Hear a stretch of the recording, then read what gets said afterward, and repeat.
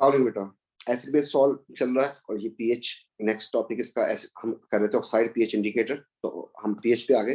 PH की असल में प्रॉपर डेफिनेशन तो हमारे पास यहाँ पे हम नहीं दे सकते आपको ओ लेवल पे, तो हम यहाँ पे कहते हैं power of hydrogen ion concentration. So it is known as a hydrogen concentration ज्यादा है या कम है, उसको हम जो है इस स्केल में मेजर करते हैं। इट्स अ स्केल, एक स्केल है जो कि यूज किया जाता है to measure relative acidity, basicity और न्यूट्रलिटी किसी सॉल्यूशन की, उसको हम मेजर करने के लिए यूज कर रहे होते हैं। तो यहाँ पर हमारे पास इसको थोड़ा सा हम अलग से जरा कर देते हैं, तो आपको बात जरा क्लियर हो जाएगी कि है क्या।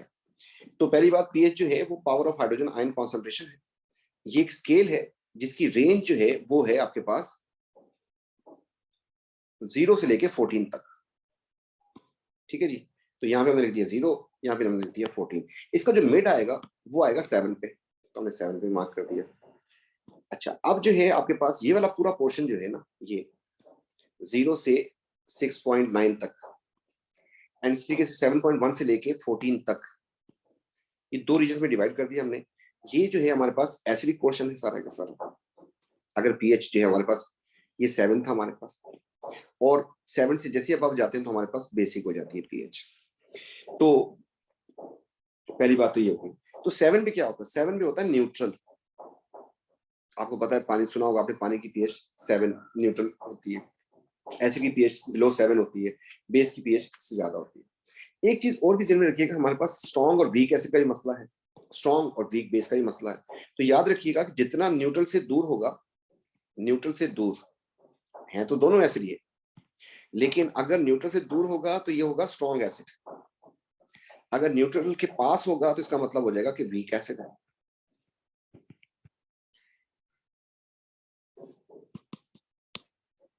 सिमिलरली इस तरफ भी चलते हैं तो हमारे पास दो कैटेगरीज में चला जाएगा ये।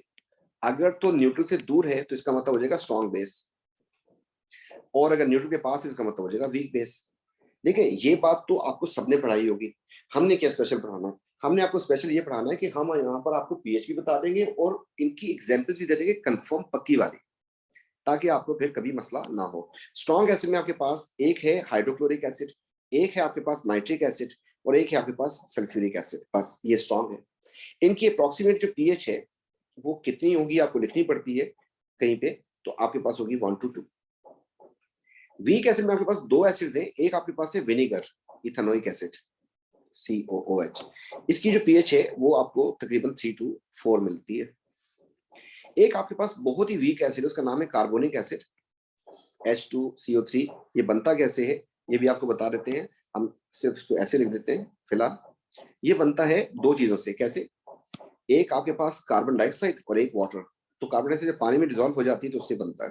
तो अगर इन दोनों को हम ऐड कर दें तो आप देखें H कितने हो जाएंगे आपके पास 2, C कितने 1, O कितने हो जाएंगे 3, तो ये आपके पास बन जाएगा H2CO3 कार्बोनिक एसिड। इसकी पीएच होती है 6.5। वीक बेस में आते हैं तो वीक बेस में हमारे पास क्या क्या है? वीक बेस में हमारे पास है, एक तो आप याद रखें कि एक्वस अमोनियम, और एक हमारे पास है कैल्शियम हाइड्रो ऑक्साइड। और भी बहुत सारी वीक बेसिस है, इनकी पीएच आपको पता होनी चाहिए एंड इनकी पीएच तकरीबन 10 होती है। स्ट्रॉन्ग बेसिस में कौन सी होती है? सारी की सारी एल्कलीज। एल्कलीज कौन सी थी जो मैंने आपको मार्क करवाई थी बेस में? तो आपके पास था ग्रुप 1 पूरे का पूरा एंड ग्रुप 2 में कैल्शियम उसके नीचे वाला, तो ये पूरे का पूरा था। और यहाँ पर आपके पास कैल्शियम और उसके नीचे वाले ये लिथियम के साथ पूरा का पूरा इंक्लूड, और ये तो आपके पास ये एल्कलीज होती है। इनकी पीएच जो है तकरीबन होती है 12 to 14, आप ध्यान में रखिएगा। तो न्यूट्रल में क्या आएगा? न्यूट्रल में आ जाएगा आपके पास सॉल्ट, सारे के सारे न्यूट्रल में आ जाएंगे सॉल्ट्स। जैसे आपके पास NaCl हो गया, या फिर CuSO4 हो गया, या फिर मैग्नीशियम नाइट्रेट हो गया, तो ये सारे के सारे सॉल्ट्स जो हैं इनकी पीएच 7 होती है, और ये सारे कौन है? सॉल्ट्स हैं। तो ये था हमारे पास। तो इसमें आपको जो बेसिक याद रखना था कि जितना स्ट्रॉन्ग होगा उतना न्यूट्रल से दूर होगा, और जितना वीक होगा उतना न्यूट्रल के पास होगा। थैंक यू बेटा, मिलते हैं इंशाल्लाह नेक्स्ट वीडियो में।